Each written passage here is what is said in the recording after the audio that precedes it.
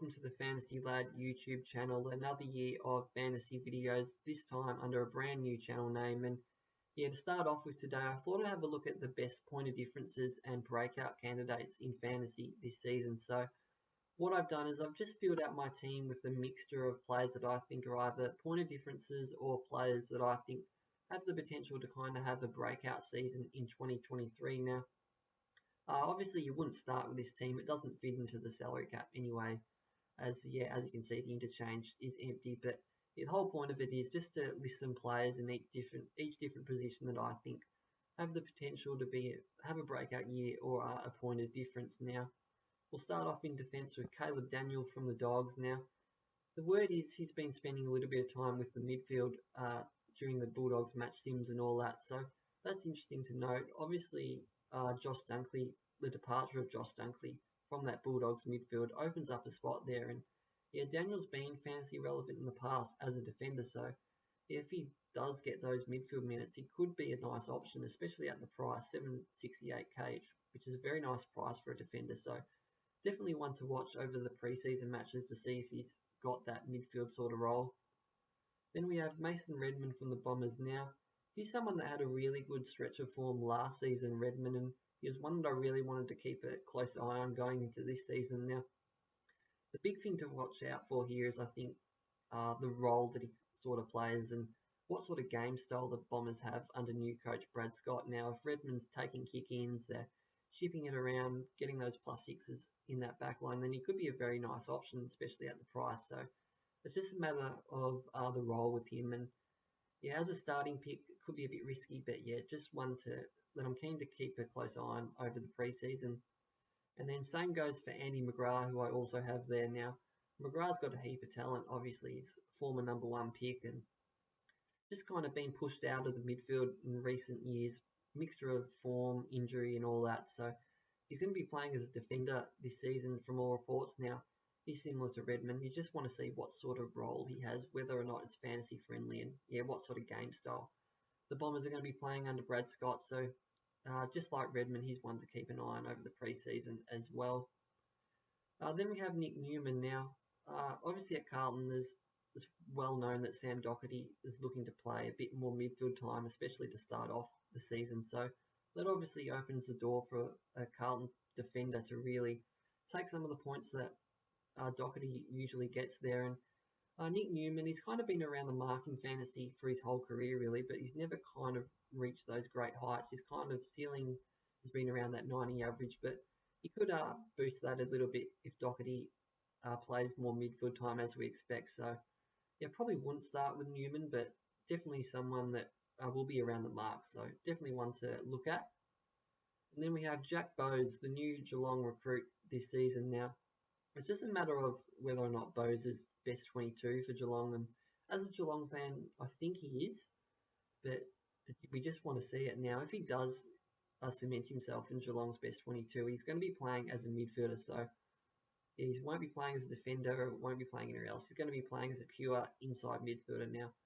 He has showed glimpses of potential in the past at the Suns, Jack Bowes, in fantasy. There was a stretch a couple of years ago where he kind of averaged around 105, I think, over a month or something like that. But he's just kind of been squeezed out of the Suns midfield. So, definitely a big preseason watch for me is, if he's dominating, playing inside midfield, just cementing his spot in the Geelong 22, then he's going to be hard not to start with, considering how cheap he is.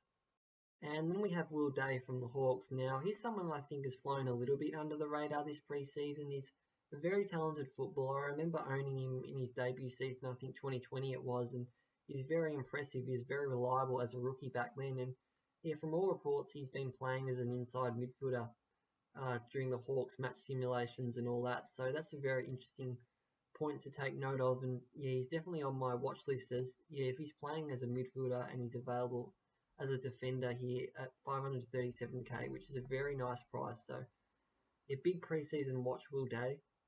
Now to some of the midfielders that interest me. Noah Anderson, he's someone that I'm really high on this season. Anderson, I just think he has so much potential and definitely could stamp himself as one of the elite midfielders of the competition this season. And obviously top 2 draft pick a couple of years back, 3rd year in the system now, and he's just primed to really have a big season. Hasn't averaged 100 before, which is a little concern, but every year, there's always someone that kind of elevates to that next level in fantasy. You see Andy Brayshaw last year went from a 105 sort of average to then going 112 and finishing top 5 in the Brownlow. Just that massive leap. Now, Anderson doesn't quite have those numbers on the board as Brayshaw did, but I still think he can average around 105, 107. 110 would be ideal, and that would make him that must-have really sort of starting pick, but that's probably stretching a little bit. But yeah, 105 to 107, I think he can average, which makes him a really nice point of difference pick. And then Jaden Short, the forgotten man in fantasy in 2023, in my opinion now. That's due to him losing that defender status now. That was because he moved into the midfield around round 6, round 7 or something like that last season, but that actually hindered his scoring, which is a bit unusual. You obviously, player moving into the midfield usually means good things for fantasy, but it really impacted Short. And with Taranto, Hopper coming into that Tigers midfield, there's probably not a spot for him in that midfield anymore. And he should move back to defence, playing that role as that accumulator down back, taking all those kick-ins, taking those plus sixes. And yeah, 867k, it's a little bit expensive, but he will get defender status. And when he was playing as a defender at the start of last year, he averaged 115 during that first month. So he's got the numbers there, and yeah, no one is going to start with him really. He's on no one's radar just because he's got that midfield status. So along with Noah Anderson, they're two that I'm really high on, and two that I'm definitely looking to start with this season. And then Caleb Sarong, he's someone that has so much potential. It's probably only a matter of time when he's going to have that real breakout season. But I actually started with him last year and he really burnt me. So there's a bit of scar tissue there, and I'm not sure if I'm brave enough to start with him this season. But yeah, as I said, he's got all the potential there. It's just a matter of whether or not you can trust him to be consistent. And then we have James Rowbottom. He's a really interesting one, Rowbottom. He, as you can see there, averaged 107 in his last 5 last season. So he's kind of really been a defensive sort of player to start off his career. He's kind of been very, very good tackler and kind of used as being, he's kind of been playing in a negating role, tagging the opposition's best players and all that. But looks like he was kind of let loose a bit towards the back end of last season. So if he has that license to win the ball along with his defensive capabilities with all his tackling, then he's going to be a very good fantasy player. So he's definitely someone to watch out for over the preseason. Jacob Hopper now, he's another interesting one. Hopper moving to the Tigers this season from the Giants now. He's a very good footballer, Hopper, on his day, but he's probably never been quite fantasy relevant throughout his career at GWS. Now, I definitely think he can have a career best season, and you do see very often a player moving clubs can really go to the next level. You look at last year, Jordan Dawson, George Hewitt, just a couple of examples of players that moved clubs and then really, really went to another level. Now, we probably haven't seen the numbers from Hopper to be very confident in him as a starting pick, but he's definitely got the potential there. He'd definitely take the risk on him, but just one to keep an eye on throughout the season, I think. Josh Ward from the Hawks, second year now in the competition, and yeah, he's going to be a fantasy midfield stalwart throughout his career. Josh Ward, he just has a fantasy game written all over him, and just that second year is the query, and just that price, 634k, it's just probably the most awkward price you can get as a midfielder, especially for a guy just in his second year. So, look, I'd love to start with him, but yeah, just probably other options. You'd take Dom Shee, James Warple, those sort of guys around that price ahead of him, but you never know. He could be a very nice point of difference, though. He's going to score well, especially in that Hawthorn midfield. They're one of the most intriguing teams this year, Hawthorn. Losing Tom Mitchell, Jager O'Meara just opens up so many more spots. So you never know, he could surprise a few. And then Max Holmes, he's another one that I think is flying a little bit under the radar. He's got a great fantasy game about him. Once he moves into that inside midfield for Geelong, he's going to be in our teams as a premium midfielder in the future. His scoring, his kind of ceilings around 85, 90. That's because he's been playing on a wing. But just one to watch out for during the preseason. If he's attending centre bounces and that's his predominant role as an inside midfielder, then he becomes right on my radar. So Yeah, just that price is probably another awkward price, but just another one to keep a little eye on. Then Finn Callahan, he's one that does come at a nice price, 406k, I think it is. Yep, 406k now. He's in his second year.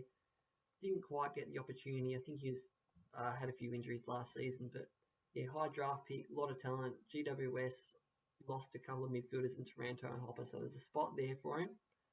Just a matter of not, we probably just need to see those numbers on the board. But if he comes out pre-season, posting big numbers, high CBAs, then he's a very, very decent starting pick, I think, just because of the price that he's at. Now onto the rucks. Mark Blitzarves is someone that I've been a little bit surprised about that hasn't been spoken very much of this pre-season now. There seems to be a little bit of a misconception going around he's kind of a second backup sort of ruck to Reece Stanley, but that's just not true. He's been playing as a midfielder all last year, basically been playing as a centre bounce midfielder who's kind of been pinch hitting in the ruck, and it's just a very fantasy friendly role. You don't often see that with ruckman playing as a pure midfielder now. Yeah, what did he average last year? He averaged 90 now. I think a lot of that came towards the back end of last year when he was predominantly playing as that midfielder. Now, he's definitely someone, it's a very unique pick. The rucks are very up in the air. There's not many rucks this season that we come into with very high confidence. So Blitzarves could be a very nice, unique option.